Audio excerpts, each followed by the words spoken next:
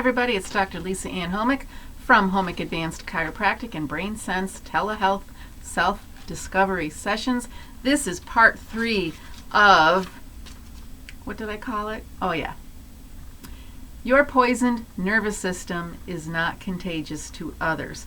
I am reading an article written by an Italian physician. It was published at the Weston A. Price Foundation website. This is part 3. It's taking a long time here. I might rush through it because part 2 was repetitive. Part 1 I was reading the summary. So let's just get right to it and continue on. But if you remember, I talked about how important it is to protect the nervous system, because once that goes, there's no bringing you back. And that's just all there is to it. So respect the nervous system. Okay. So in the early days of COVID, I thought the illness resembled an acute attack of multiple sclerosis or myasthenia gravis. In both conditions, the problem arises in neuromuscular transmission. Both end in respiratory failure, as do other neurodegenerative disorders such as Parkinson's, Alzheimer's, and lateral amyotrophic sclerosis, also known as ALS, Lou Gehrig's. So in this paragraph, he is reiterating that these patients resemble the end stages of a neurodegenerative disorder, Alzheimer's, Parkinson's, MS. So when he first sees the patient, that's what's in his mind immediately. Neurodegenerative disorders, end stage. While pondering the mysteries of contagion, I watched a video by Dr. Thomas Cowan in which he said that the pandemic was due to an electrification of the earth, especially the newly deployed Wi-Fi, more intense technology that people talk about all the time. I wondered how Wi-Fi could cause such a thing, so I did some research on microwaves and found that this new higher intensity internet, Wi-Fi, was a technology developed over 50 years ago as a weapon to sap the strength of enemy soldiers and take away their powers to fight. I also found that this highly energetic in this high severe internet technology also affects the autonomic nervous system. In my research, I found studies of microwave effects on animals, rats, rabbits. They were done almost 20 years ago. They showed how animals exposed to microwave radiation produced more receptors for the very drugs mentioned in the Spanish article, such as antipsychotics, benzodiazepines, opioids, and others. This explained why so many people in retirement homes were sick, and also explained the sudden deterioration of patients in hospitals where these drugs are broadly used to keep people calm. So we're looking at a common denominator in the retirement homes and the hospitals. And anything used to keep people calm is mentioned here. Now, yes, it's nice. It's nice to be calm, but to manipulate a person's biochemistry to force them into a state of calmness, this is my editorializing here, forcing people into a state of calmness is a mistake. You can't play with the body that way. You can't. With more receptors, the same amount of medication can cause overdoses. If they were not taking inhibitory drugs, the extra receptors actually would have been a helpful response to the microwave radiation. So there is some adaptation to the change in our environment, but it's not everybody adapts well, and that's the problem. He's making distinctions. Although I reference only one article here, many more studies have investigated different combinations of microwave exposure for short and long periods at low frequencies, or for short periods at high frequencies, or during the night versus the day. Researchers have documented many variations to understand the effects, none of which are good. When I heard that in the U.S. people were dying in isolation and prevented from seeing even their own children, I decided to speak up about my findings. Another colleague working in a retirement home said people died once their children could no longer come to feed them, because being so slow at chewing and swallowing, no one had time to help them eat. This is a given. This is very easy to understand. That keeping people out of nursing homes, keeping family out of the nursing homes, that's detrimental. We don't need to do a scientific investigation to figure that out, really. Old people in the Milan area were starving and dying at home because they could not feed themselves. So that is not humane. And I'm going to say that right here. This is my video. That's it. Just, what are you thinking? Here we go with the article. Why did the orange help the first patient? Remember back. A fresh orange saved this guy's life. It is because vitamin C helps to convert dopamine to noradrenaline, which is the primary neurotransmitter of the sympathetic nervous system. You don't need to be a chemistry major or understand physiology. Just know vitamin C is important for that sympathetic nervous system to work appropriately when it is necessary. The sympathetic nervous system is survival. The role of vitamin D for these patients is also explained in the sidebar below. I don't know if I'll get to the sidebar yet as I'm reading this. Another question I asked myself was, why was hydroxychloroquine helpful in treating this presentation? After all, it's an anti-protozoa drug for treating malaria. The protozoa are between 10 and 25 micrometers long, while the virus is supposed to be 0.1 micrometers, more than 100 times smaller.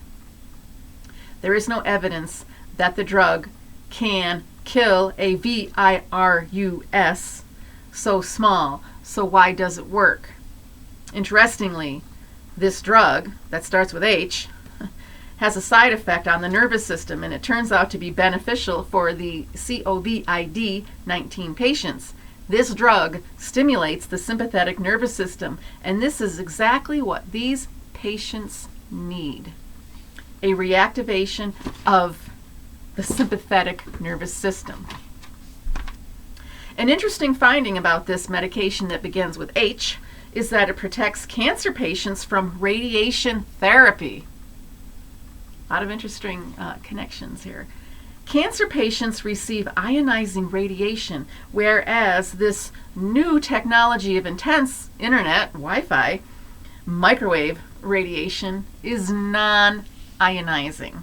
So further studies are needed to ascertain the therapeutic role of this medication that begins with the letter H for non-ionizing microwave radiation.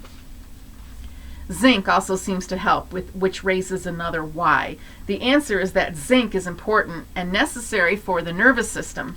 Selenium, too, has a primary role in nervous system function, and in my opinion, it should be a part of the treatment for this new presentation of sickness. The loss of olfactory function has been widely studied as a preclinical syndrome in neurological degenerative disorders such as Alzheimer's, Parkinson's, and myasthenia gravis. The cholinergic pathway and acetylcholinesterase activity are common denominators across all of the studies, highlighting loss of smell and early prognostic factor. It is an early prognostic factor. The sudden loss of smell is recognized as an early symptom in COVID-19. Studies of this other medication that begins with the letter I show it to be structurally related to many neurotransmitters, among them acetylcholine. In a 2017 study published in Scientific Reports, this medication that begins with the letter I demonstrated a role in removing acetylcholine from the synaptic space, mimicking the action of acetylcholinesterase, which is the enzyme that appears to be damaged in patients with COVID syndrome. Now, you don't need to be a biochemist, physiology major, or anything. All I'm saying here, this doctor is saying, is these medications help restore nervous system function that were taken away by drugs and different types of microwave radiation. Last but not least, I would like to mention that the nervous system is certainly awakened by sensory stimuli. In the past, to restore consciousness, people used smelling salts. I recommend keeping some essential oils on hand, which can serve the same purpose.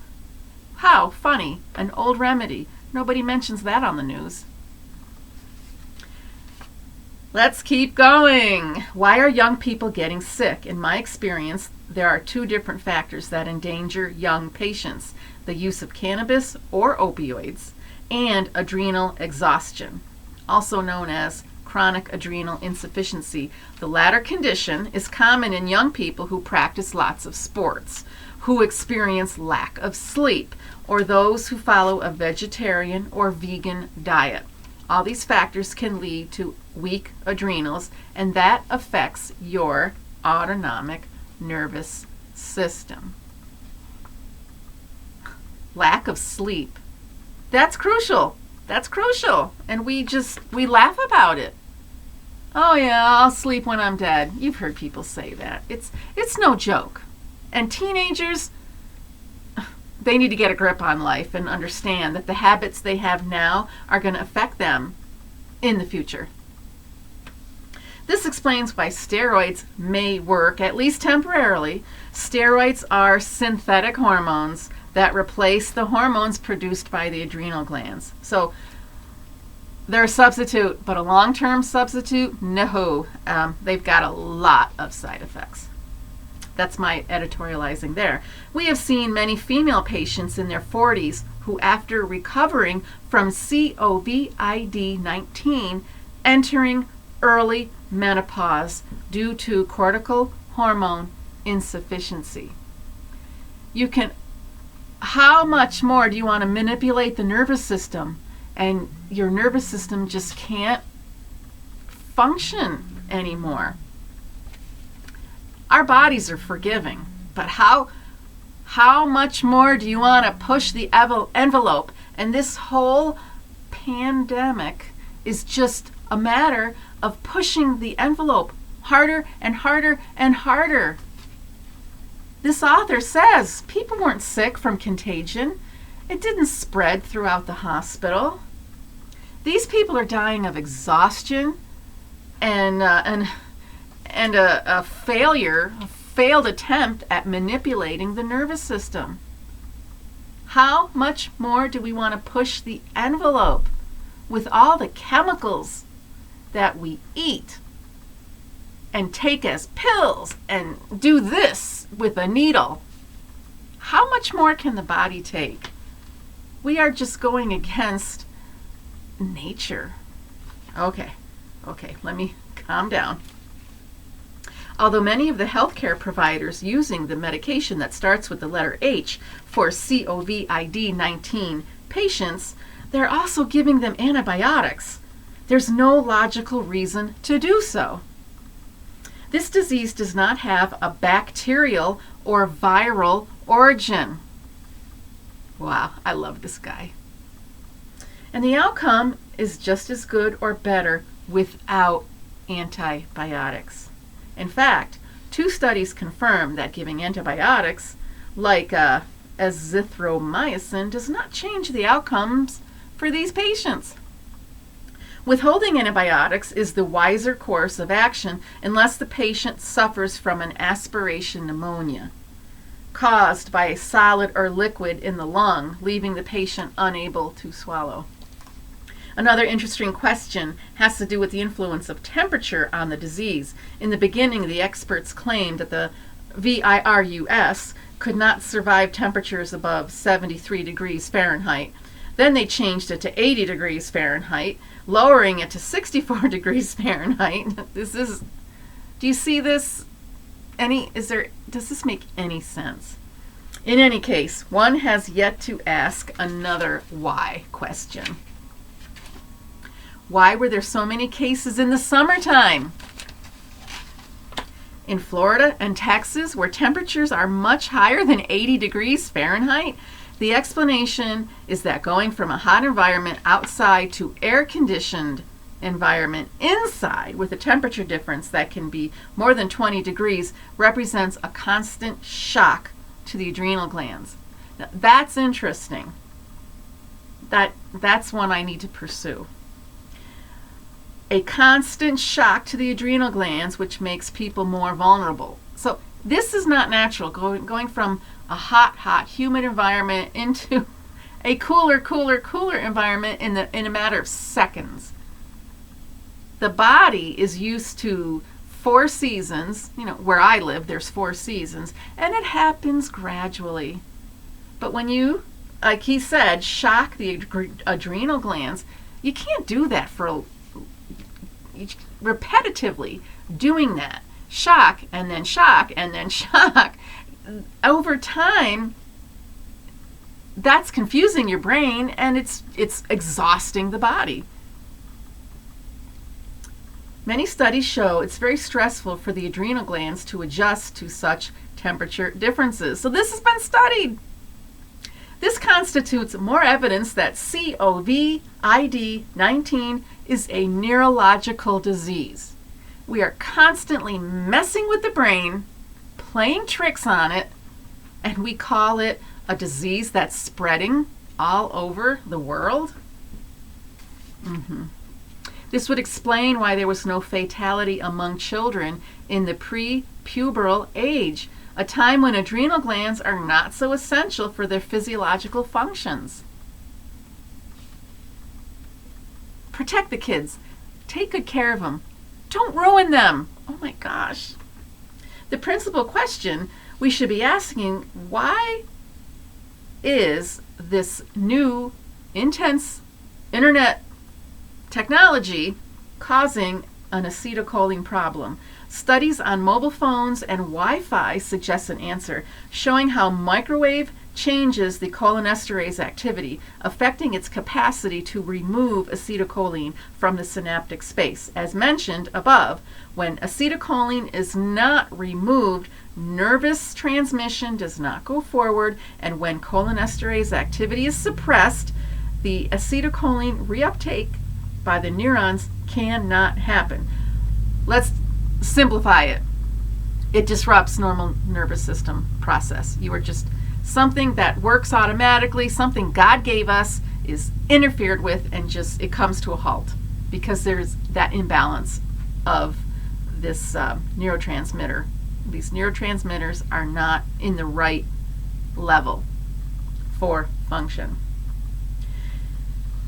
When acetylcholine is not removed, I said this, nervous transmission does not go forward. And when the activity of cholinesterase is suppressed, the reuptake by the neurons cannot happen. This lack of neurological function causes our bodies to create more receptors for all the neurotransmitters needed to keep us alive. So the body creates more receptors because it's looking for something. It wants to grab. It creates more arms or legs. Imagine a spider growing more legs because it needs more motor activity. Think of it that way. It needs more receptors to stay alive. This is in fact one way that we adjust to new electromagnetic influences, from radio waves to this most recent technology. But if a person is taking medications that are eventually blocking these extra receptors, the drugs will become toxic, as all the new receptors will greatly increase their effect. Okay, let me repeat that. The body adapts to these environmental changes. However, if you're taking these medications that screw with the nervous system, they're toxic, and your nervous system will not be working appropriately as you would like it to. The symptoms seen in COVID-19 patients will vary depending on the different combinations of drugs that each person is taking. Someone taking a beta blocker might have problems with low heart rate and coughing because beta blockers block the epithelium of the respiratory system. So the epithelium would be that layer inside the respiratory tract. This makes it difficult to get rid of extra mucus, which will remain stuck in the lungs. So if you're taking a beta blocker, your heart rate is too low to fight back, and you can't cough up the goop. The inability to breathe deeply due to the inhibition of the respiratory center, even despite decreasing oxygen saturation, contributes to the accumulation of water in the lungs, resulting in that typical crackling sound. So the inability to breathe deeply despite decreasing oxygen saturation, you're going to have water in the lungs. A typical picture of this sickness shows a cell membrane, this virus shows a cell membrane with spikes, spikes. Interestingly, those spikes have the exact same shape as the cell membrane receptors for acetylcholine. And the 2D picture of acetylcholine receptors on a cell membrane look just like a 2D picture of the CVIRUS. I'm not saying the spikes are just acetylcholine receptors, but they are certainly some kind of... Sorry about that. I had to deal with somebody in the office. So where was I? I'm not saying the spikes are just acetylcholine receptors, but they are certainly some type of neurotransmitter receptor. Okay.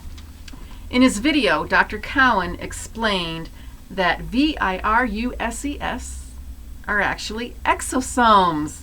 When an expert in RNA viruses and exosomes from Johns Hopkins tried to explain what this CVIRUS is supposed to be, he admitted there's no difference between the two.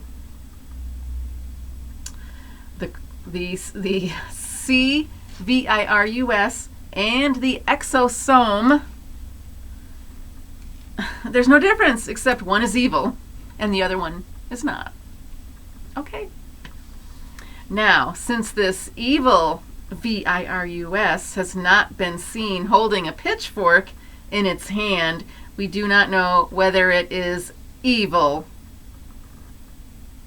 or if it's coming from other things in the environment. Think about that. Keep an open mind.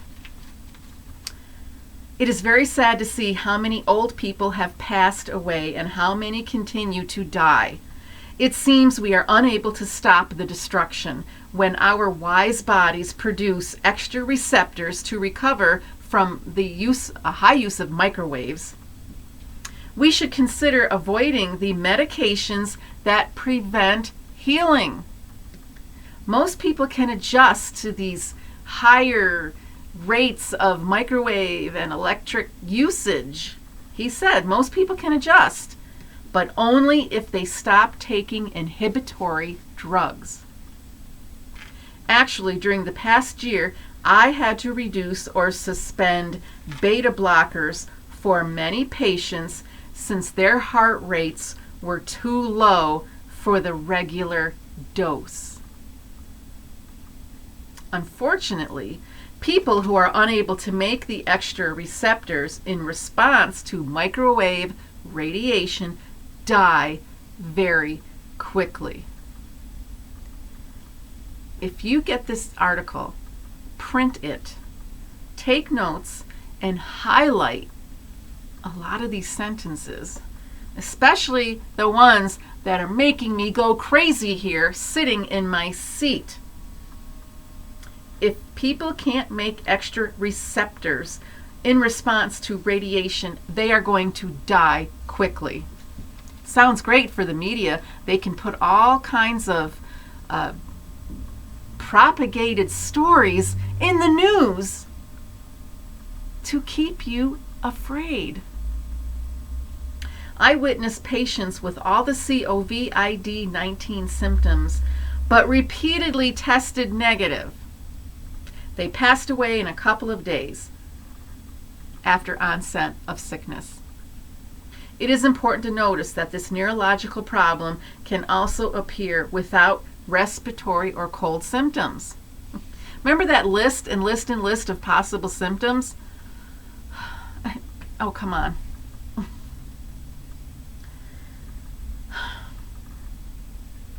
So, it's important to notice that this neurological problem appears without respiratory or cold symptoms, in which case it resembles an Addisonian crisis. This is an adrenal problem, adrenal glands.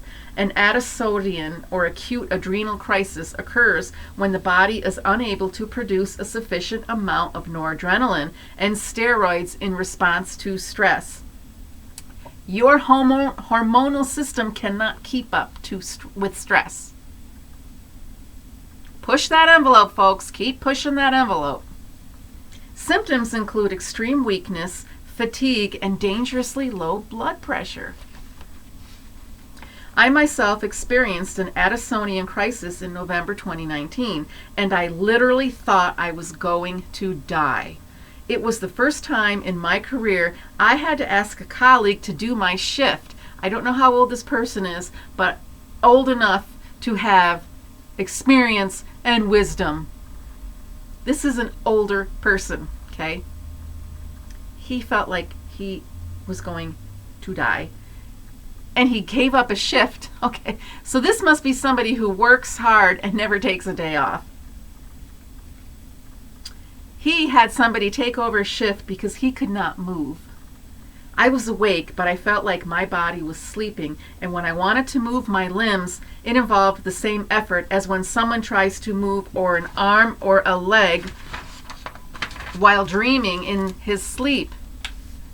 As with COVID-19, it was not contagious, of course. He had weak adrenals. He was exhausted. Not contagious. Otherwise, the other doctor would have said, I don't want to catch what you have. Yep, somebody took over the shift so he could go home and rest. COVID-19 patients, even those with mild symptoms, show decreased sodium and increased potassium levels, confirming adrenal insufficiency. In the worst cases, the potassium is also low, which in old people is often due to the use of laxatives or diuretics. And what are most high blood pressure medications made out of? Diuretics. The connection of this illness with the higher intense new technology of internet service in retirement homes and hospitals must be investigated.